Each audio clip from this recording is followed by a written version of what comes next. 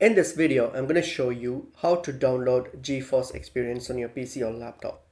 So on your PC or laptop, just open up any browser of your choice and then just type in GeForce Experience.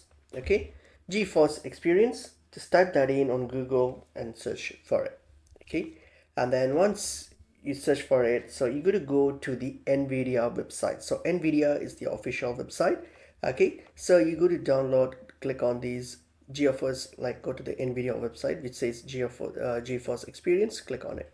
Okay, so click on it, and then once you click on it, you'll get to this website here. That's the official website from NVIDIA. So you see and they have this GeForce Experience here.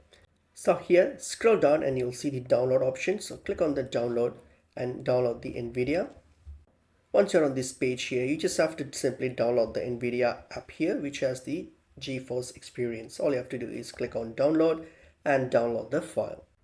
And once you have downloaded it, so all you have to do is simply double click on it, launch it, and install the NVIDIA app, so which has the GeForce Experience. And that's basically pretty much it is.